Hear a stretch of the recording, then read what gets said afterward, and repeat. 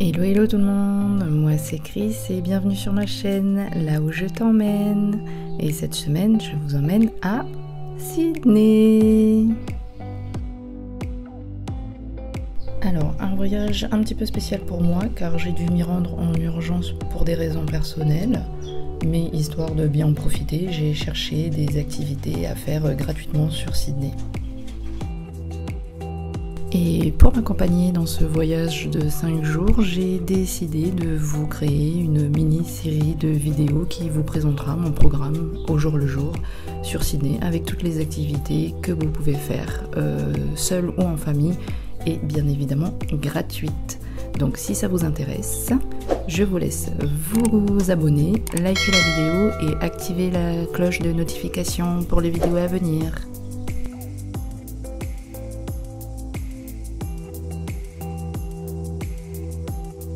Sydney vue du ciel, et oui, Sydney nous voilà. Alors là nous sommes descendus à l'hôtel APX World Square. Je vous fais un petit room tour. Et donc sachez que c'est un hôtel qui se trouve en plein centre-ville, accessible vraiment au petit budget et franchement ça fait très bien le travail. Agréable comme hôtel, je vous le recommande.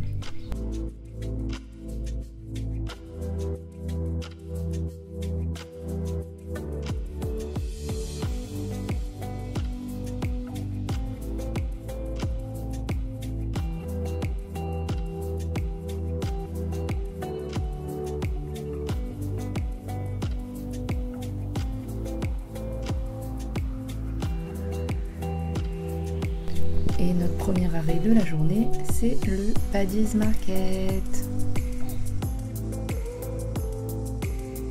Pour ceux qui ne connaissent pas, c'est un marché qui propose des centaines de stands de tout et n'importe quoi.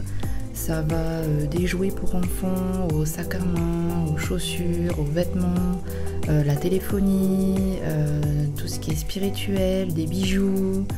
Il y a vraiment de tout et c'est pour ça que j'adore traîner entre tous les stands, c'est excellent, je kiffe ce lieu.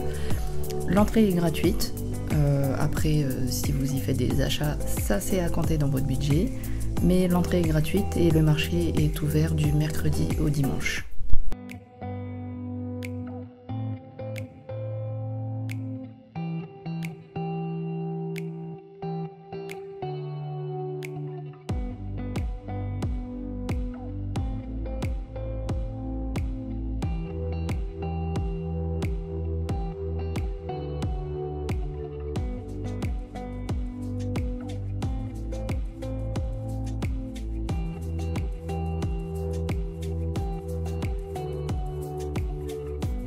Le deuxième arrêt de la journée, c'est le Market City. Alors, il se situe juste au-dessus du Paddy's Market.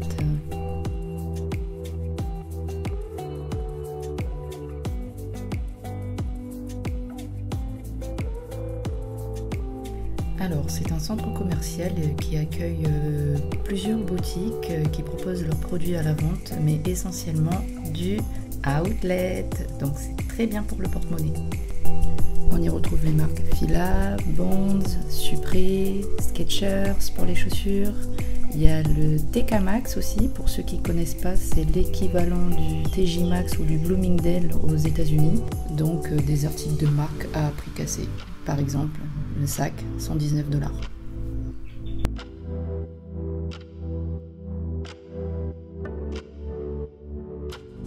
À savoir aussi que le centre est décoré en fonction des festivités de l'année. Nous sommes tombés sur le Happy Moon Cake Festival, donc une décoration à l'honneur du gâteau de lune. Ça reste un plaisir pour les yeux.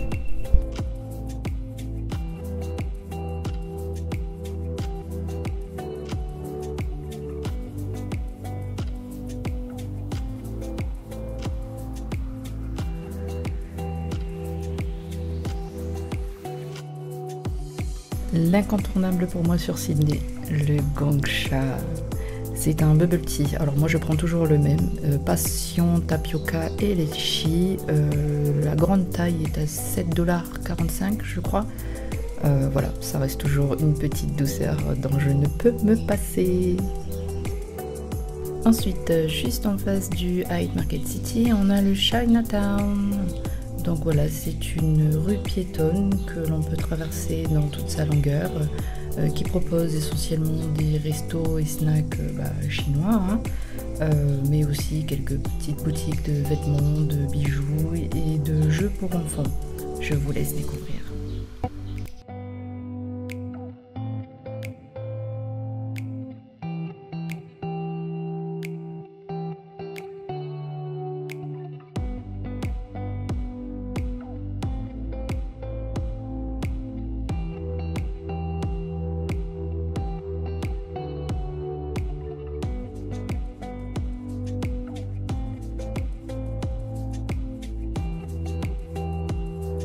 Bon, c'est pas tout, mais il faut bien manger aussi, hein. Donc ce soir c'est Nene Chicken. Je sais même pas si ça se prononce comme ça en fait, mais je vous le conseille. C'est du poulet frit coréen, c'est excellent et les prix sont abordables aussi.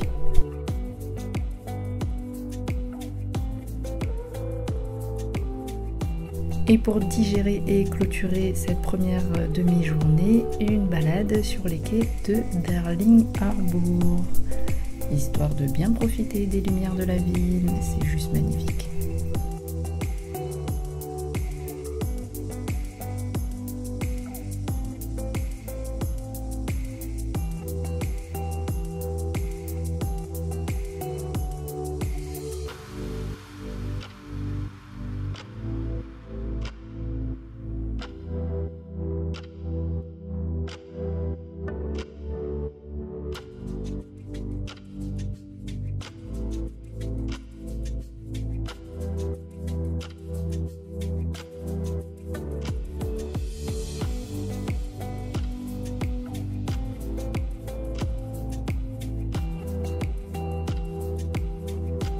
Sur ces belles images, je vous dis à très vite pour le jour 2 de mon voyage, pour plus de trucs et astuces à faire sur Sydney.